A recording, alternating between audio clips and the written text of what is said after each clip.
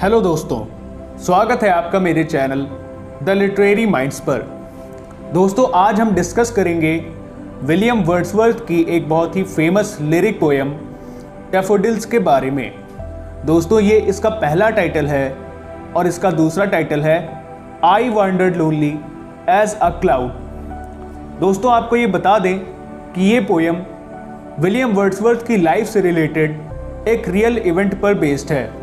जब William Wordsworth अपनी छोटी बहन के साथ फॉरेस्ट में घूमने गए थे, तभी उन्होंने वहाँ पर एक बहुत ही लंबा झुंड देखा सुनहरे डैफोडिल्स का। और फ्रेंड्स, उस झुंड को देखकर वो इतने प्रसन्न हुए कि उन्होंने उन फ्लावर्स के ऊपर ये पूरी पोएम लिख डाली।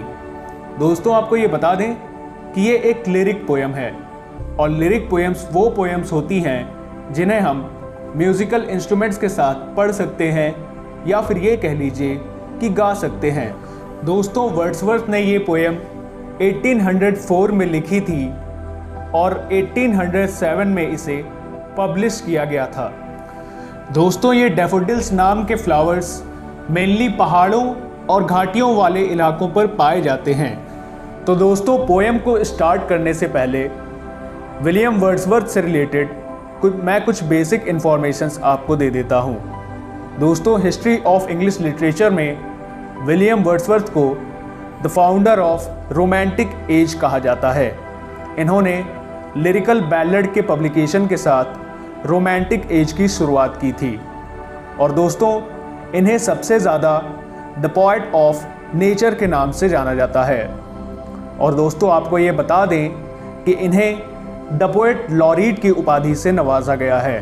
दोस्तों, द पोएट लॉरीट का मतलब होता है the greatest poet of his age. तो दोस्तों, अब ज़्यादा देरी न करते हुए बढ़ते हैं पोएम की तरफ। I wandered lonely as a cloud that floats on high over vales and hills when all at once I saw a crowd a host of golden daffodils beside the lake, beneath the trees, fluttering and dancing in the breeze, continuous as the stars that shine and twinkle on the Milky Way along the margin of a bay. 10,000s I saw at a glance, tossing their heads in sprightly dance.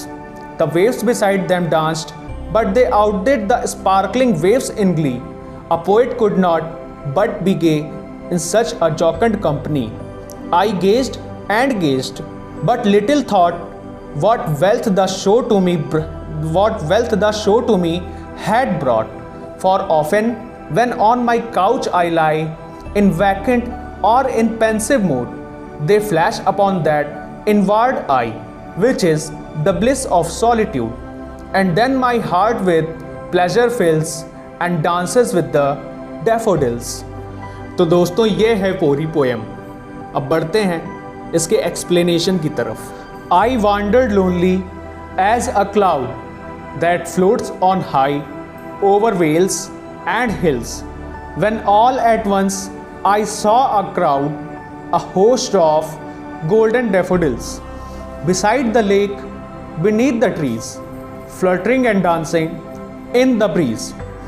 Friends, इस stanza में William Wordsworth ये कह रहे हैं कि मैं अकेला उन बादलों की तरह भटक रहा था, मैं अकेला उन बादलों की तरह एमलेसली विदाउट एनी पर्पस भटक रहा था जो कि पहाड़ों के ऊपर बहा करते हैं।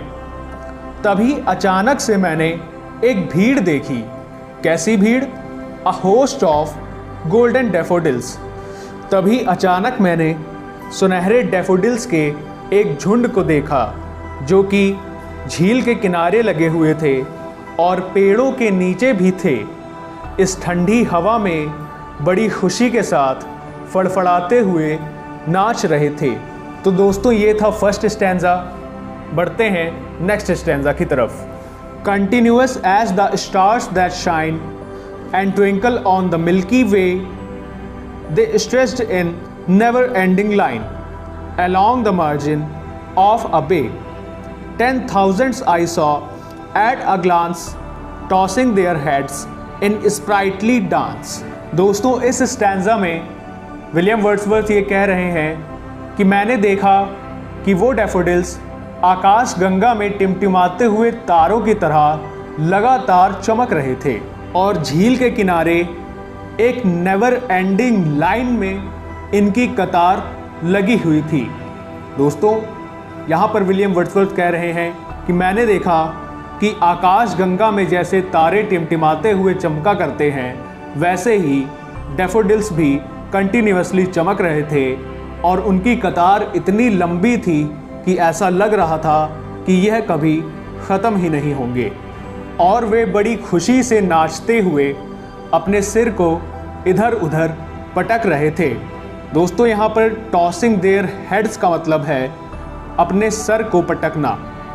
तो दोस्तों, विलियम वर्ड्सवर्थ ये कह रहे हैं कि वो इतनी खुशी से नाच रहे थे और अपने सर को इधर उधर पटक रहे थे।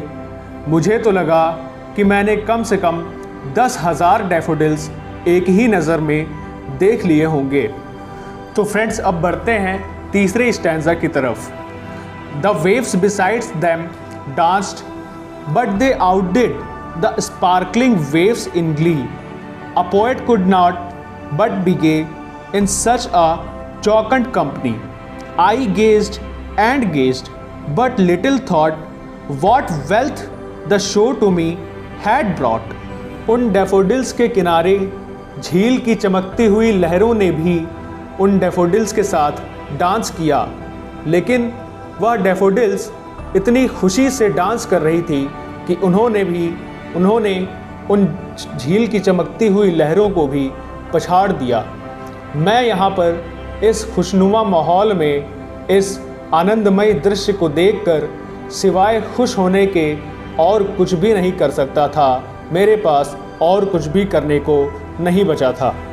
दोस्तों, यहाँ पर आउटडिड का मतलब है पछाड़ दिया और फ्रेंड्स GAY गे का मतलब होता है प्रफुल्लित होना या तो अत्यंत आनंद की अनुभूति करना। और दोस्तों, जॉकंड कंपनी का मतलब है इस आनंदमय माहौल का अनुभव करना। I gazed and gazed but little thought what wealth the show to me had brought. मैं बस देखता गया और सोच रहा था कि इस खुशनुमा दृश्य को देखकर क्या आनंद मिल रहा है, क्या सुकून मिल रहा है। मेरा मन एकदम से प्रसन्न हो गया है। तो दोस्तों, अब चलते हैं लास्ट स्टैंजा की तरफ।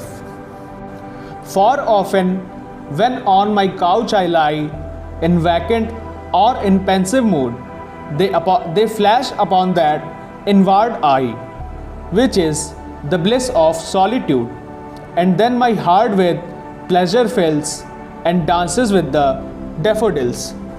दोस्तों, इस आखिरी स्टैंजा में विलियम वर्ड्सवर्थ ये कह रहे हैं कि अक्सर जब कभी भी वो खाली सा महसूस करते हैं और उदास मूड में अपने सोफ़े पर लेटते हैं, तो यह दृश्य उनकी आँखों के सामने आ जाता है और उनके अकेलेपन को, उनके खालीपन को खुशियों से भर देता है और उसके बाद उनका मन भी उन डैफोडिल्स के साथ खुशी से नाचने लगता है।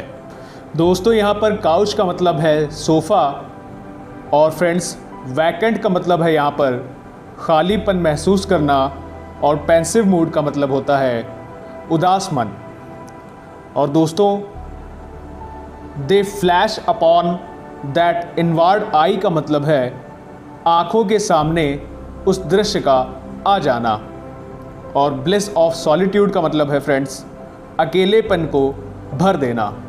तो फ्रेंड्स, जब कभी भी अक्सर मैं खालीपन के साथ, उदास मन के साथ अपने सोफ़े पर लेटता हूँ, तो यह आनंदमय दृश्य मेरे आँखों के सामने आकर मेरे खालीपन को खुशियों से भर देता है और मेरा मन भी उन डैफोडिल्स के साथ खुशी से झूम उठता है।